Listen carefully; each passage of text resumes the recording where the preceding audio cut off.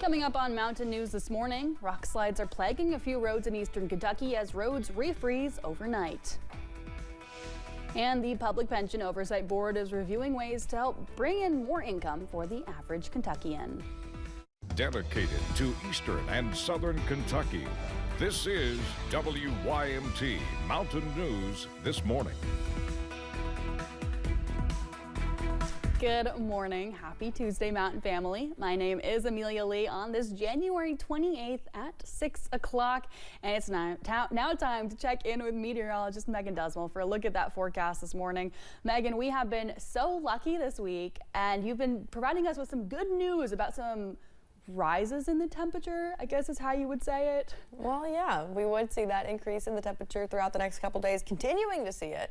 I'm very excited to see those warmer temperatures. Now, this morning is still on the little bit colder side of things, but comparing that to the high temperatures we had last week, I am not going to complain to these temperatures. We are looking in the upper 20s and low 30s. Now, if we're heading towards Prestonsburg, Jacksboro, and Monticello, we are in the mid 30s.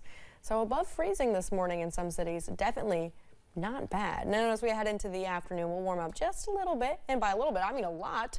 We are looking in the upper 40s and low 50s. A lot of places hitting that 50-degree mark today, and we're gonna have that sun shining, so it's gonna feel quite nice outside. Might need to put away that winter coat today, just switch it out for a jacket. Now, here is that satellite and radar this morning. Just a little bit of clouds that will be moving out of our area, and a little snowflake or two could be expected as you're traveling more towards our West Virginia counties, but it'll be out of the area soon, leaving the rest of the day nice and dry. Amelia. All right, Megan, thank you. In Laurel County, an East Bernstedt man is in jail after he reportedly tried to get away from police. The incident started when police noticed 32-year-old Vanoy Finley was making an illegal U-turn. When police tried to pull Finley over, he tried to drive away at a high rate of speed. Police eventually tracked Finley down. He was taken to the Laurel County Correctional Center. Also in Laurel County, firefighters from 2 departments worked for hours to put out a house fire. When the Laurel County Fire Department arrived on the scene on County Farm Road at around 5 in the morning, they found an unoccupied home on fire. The London City Fire Department was later called to help put it out. Firefighters were able to clear the scene around 8:30 yesterday morning. No one was injured. There are new potential road hazards with the temperatures increasing. WYMT's McKinley Calandrino warns us about the risk of falling rocks and ice on the highway. On Sunday night, there was a rock slide on Highway 15 in Knott County. It happened at the intersection of Kentucky 160 and Carr Creek Lake. All roads were blocked for several hours until crews could clear roadways. Rock slides are common during this time due to a process called freeze-thaw cycle. Water gets down in the cracks of all those rocks and it freezes and it expands. And then when we have a couple warm days, it shrinks back down, it thaws out, runs out, and then it leaves those voids in those rocks, and then the rocks just kind of shear off. Officials say there is no way to completely prevent rockfall from happening. Judge Executive Jeff Dobson says it's not a matter of how, but when someone could be affected. We want to try to work on this project and try to eliminate any future concerns. He says a project plan for the highway department needs to be prioritized. And you can see behind me how big the boulders actually are in comparison to me. I'm not standing too close due to safety reasons, but you can see that if that were to fall onto a moving vehicle, that there would be very slim chances of survival. So we're grateful that there was no traffic going through and there were no injuries reported. Shantana tells us that the public can help to prevent rock slides. If you see rock piled, any debris on the road, or dust, call highway transportation.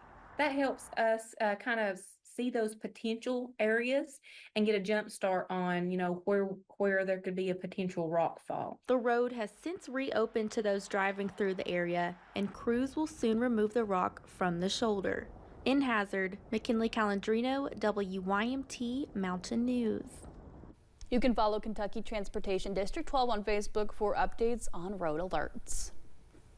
Lawmakers in Frankfort met yesterday to discuss proposals on different retirement plans for state workers. The Public Pension Oversight Board discussed both teacher retirement as well as retirement for county employees. They say a health subsidy for county employees that was created 3 years ago fails to keep up with single plans out there, and that the newly proposed plan will put employees more in control of what their health care costs are going to be. They say it will also help them recruit new and keep current employees. Is to allow them the understanding on the front end that there is light at the end of that tunnel, where you may feel like you have an uncertainty as you get older with health insurance. This will help provide that certainty. No vote was taken on the retiree health subsidy proposal. Lawmakers also discussed Kentucky Senate Bill 58, which would designate a special needs trust to receive state-administered retirement benefits. 63 acres of land was purchased recently at the proposed construction site of the future home of a federal prison in Letcher County. The purchase was made by the Appalachian Community Fund, a nonprofit organization based out of Knoxville, Tennessee. Congressman Hal Rogers provided a statement on the situation. Here is part of that quote. This group clearly intends to obstruct the Bureau of Prisons construction plans in Letcher County and stop good-paying jobs from being created in a rural area where they're needed the most. Later, he says, I will reiterate once again, if the prison isn't built in Roxana, Kentucky, it will be built somewhere else. This land purchase will not stop construction of BOP's next prison.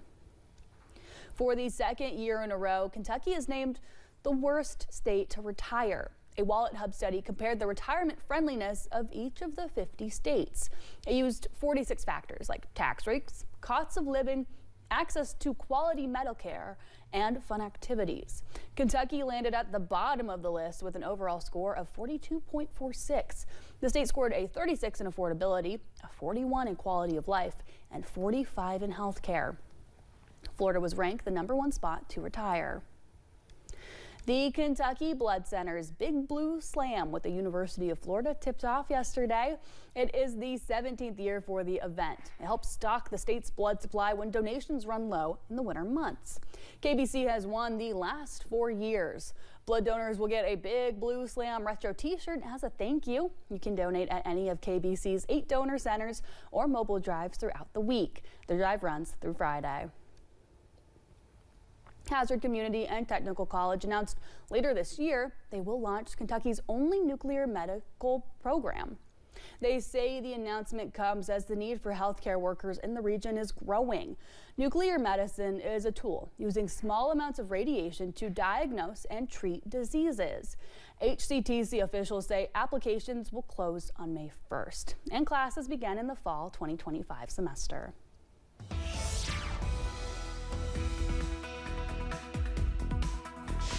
As you are heading out the door this morning, what do you need to be prepared for? Well, the good news is fog is not one of those things. We are seeing that the visibility across the region is looking quite nice. We have that low humidity leading to the lack of fog in the area. Now those temperatures are a little bit cool. We're looking at 32 degrees, but for the first time on a weekday morning, we are warmer than Alaska. We're looking at 32, and Alaska, Anchorage specifically, is at 22 degrees. So definitely an improvement of what we were seeing last week, where they were multiple degrees warmer than us. Now, as we head into the afternoon, here's what you can expect for those forecast highs, looking in the upper 40s and low 50s. And as we're traveling towards a lot of the cities today, hitting exactly that 50-degree mark. Now, we do have that sunshine today that will make those temperatures feel a little bit warmer. Here's that planning forecast as you're heading throughout the day. Seeing those temperatures warm up, hitting a high around 4 o'clock, and we have no rain chances once this little blip on the satellite radar moves out of our region. Amelia? Well, thank you for joining us on Mountain News this morning. We've got more news on the way. ICE continues to make arrests throughout the nation as onlookers debate the ethics of deporting someone home.